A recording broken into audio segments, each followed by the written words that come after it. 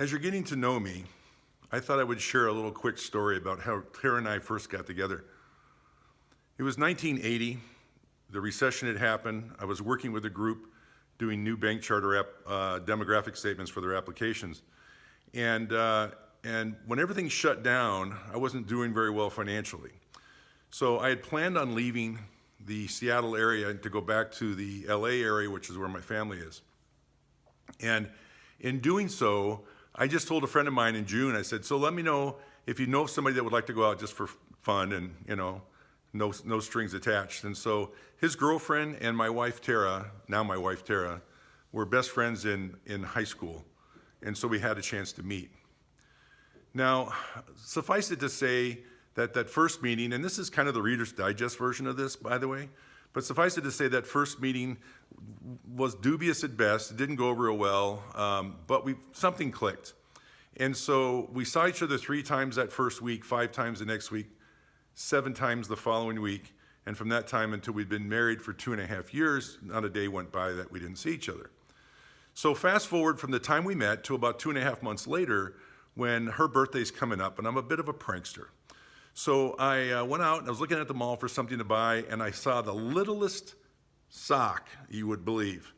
And my crazy brain says, that's probably just big enough for a toe. That must be a toe sock then. So here's where the clueless part comes in.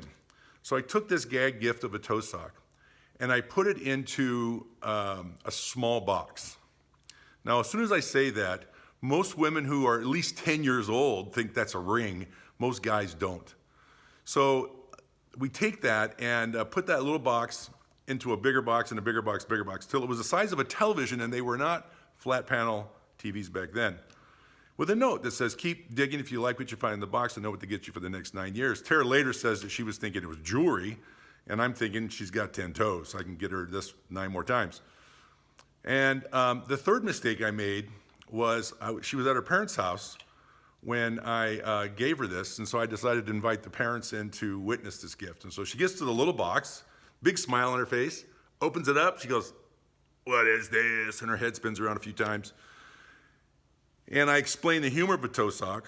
Her mom, who's about 5 feet tall, got up under my chin, and I'm 6'5", got up under my chin and started trying to chew it off like a badger. She's like, and I'm like, I don't even know what I did wrong. Anyway, Tara says to me very strategically, "I guess you just want to be friends too." Well, I have no money. We're starting off in life. We were just, whatever didn't fit in my VW Bug at the time, remember I'm 6'5", with me in it, was being sold, and most of it had been sold by this time. So I have no money.